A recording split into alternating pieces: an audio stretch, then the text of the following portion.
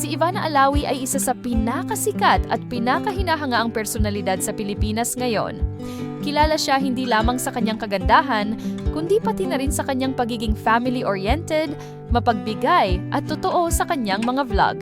Mula sa pagiging aktres hanggang sa pagiging isa sa pinakamalalaking content creator sa bansa, patuloy siyang sinusubaybayan ng publiko, kasama na ang kanyang personal na buhay. Isa sa mga madalas itanong ng mga netizen ay, sino-sino nga ba ang mga lalaking naiugnay kay Ivana Alawi? Sa video na ito, balikan natin ang ilan sa mga naging romantic links at espekulasyon tungkol sa kanya habang pinananatili ang respeto at katotohanan. Bago pa man tuluyang sumikat si Ivana sa telebisyon at social media, isa siyang simpleng dalaga na may tahimik na personal na buhay. Ayon sa mga panayam, mas pinili niyang panatilihing pribado ang kanyang mga naging relasyon, lalo na nung hindi pa siya kilala ng publiko. Sa mga unang taon ng kanyang showbiz career, hindi masyadong bukas si Ivana pagdating sa love life. Mas nakatuon siya sa kanyang pamilya, lalo na sa kanyang ina at mga kapatid, at sa pagbuo ng kanyang pangalan sa industriya. Isa sa mga pinakaunang lalaking na iugnay kay Ivana Alawi ay si Dan Fernandez, isang dating aktor at politiko. Noong 2018, naging usap-usapan ang umano'y relasyon nila matapos silang makitang magkasama sa ilang pagkakataon.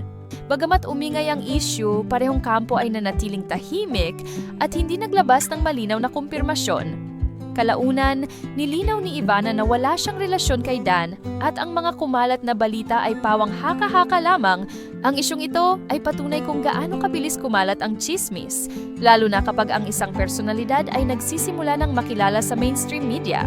Sumunod namang umugong ang balita tungkol sa umano'y pagkakalink ni Ivana kay Aljur Abrenica, isa ring aktor. Dahil sa ilang proyekto at pagkikita, agad itong napansin ng mga netizen at naging paksa ng spekulasyon.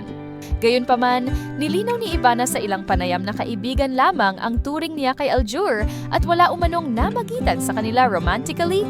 Muli, ipinakita nito na hindi lahat ng nakikitang closeness sa showbiz ay nangangahulugang may relasyon.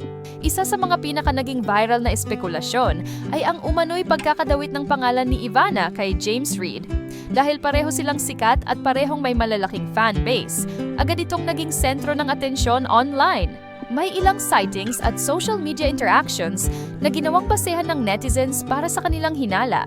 Ngunit tulad ng mga naunang issue, walang opisyal na kumpirmasyon mula sa magkabilang panig. Sa halip, nanatiling pribado si Ivana at hindi pinalaki ang usapin.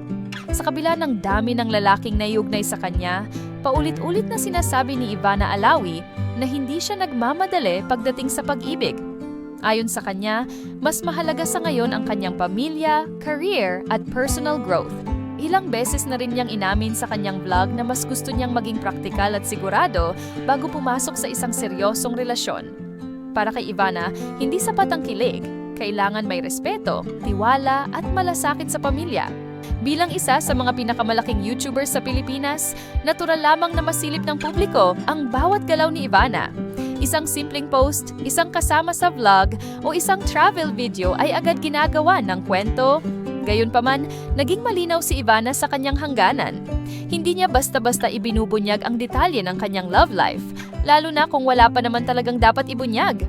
Hindi maikakaila na maraming lalaki ang naaakit kay Ivana Alawi.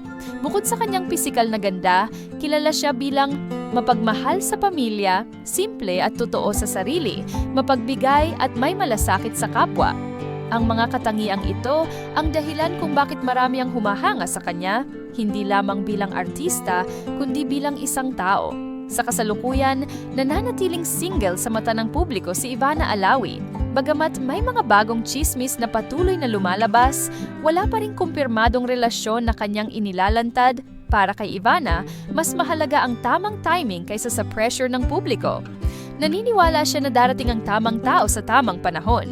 Ang mga lalaking naiuugnay kay Ivana Alawi ay kadalasang bunga ng espekulasyon, intriga at interes ng publiko.